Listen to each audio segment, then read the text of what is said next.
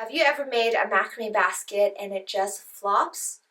If so, you've come to the right place. I'll be addressing how you can fix your floppy macrame baskets in this video.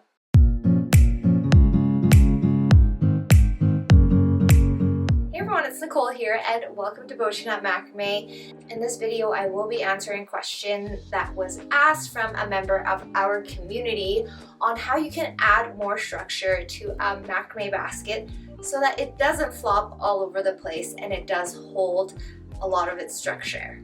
There's definitely ways you can add more structure to a macrame basket, and I'm here to help you out with that.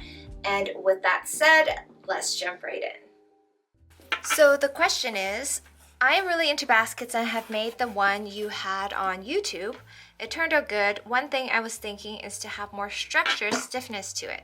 I could use a ring, but I'm not sure how to add that to the middle. Maybe would you just attach with double half hitches, or is there a better way to weave a ring into the middle of the basket? I also want to maybe do a design with double half hitch knots and diamonds, or something with more texture. Any suggestions would be welcome. So this is the basket pattern that's on YouTube. It's not the most well-structured basket, and that's because we do have a nice hard base, which is nice, but at the top, because it is just knots all around and cotton cord is fairly soft, so it isn't the most sturdy basket. So you can actually add a ring to the top of the basket as well as partway through. And how I would do that is with double half hitch knots. Double half hitch knots, you can actually cover the entirety of the ring. So say this is a ring here. If you attach it halfway through, you can make a row of double half hitch knots, and then to match that pattern, I would also start off with or end with double half hitch knots, depending if you're starting from the top or starting from the bottom. Either way would work, but I would start with a row of double half hitch knots at the top and then also add a row of double half hitch knots in the center. And yes, that should give it more structure along with a very sturdy base. Now you can add a ring through a square knot pattern like this if you'd like. The only thing with that is because the square knot, especially this alternating square knot pattern, there are little holes in between them. So if you weave and attach the ring with the square knot pattern, you will see the ring, the gold part of the ring, in between the holes where you have added it. Now there are other knot patterns like square knot patterns where you can cover up the majority of the ring, but the double half hitch knot for sure will cover up most of the ring. So I've attached some cords onto a dowel with lark's head knots. Just pretend that the dowel is a ring and we're starting with the top of the basket pattern.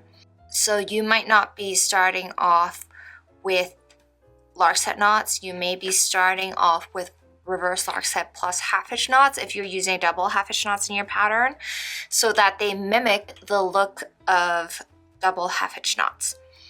But for simplicity purposes, I've just attached them with lark's head knots. And then if you want a double half hitch knot diamond pattern, you can start making that underneath. And depending on how big of a basket you want, for extra sturdiness, you don't even need to just add one ring halfway through. You can actually add multiple rings if you'd like for extra sturdiness. But I would make one section of the diamond pattern, add a ring with double half hitch knots. So say I made a double half hitch knot diamond pattern here and I want to add a second ring. This is just a 2D version of the basket. Then you would place the ring on top and then make a row of double half hitch knots. Then make another section of the diamond pattern and then add another ring if you like, or you can finish at the bottom with a sturdy base. You can basically add whatever pattern you'd like in between these double half hitch knot rows for your basket pattern.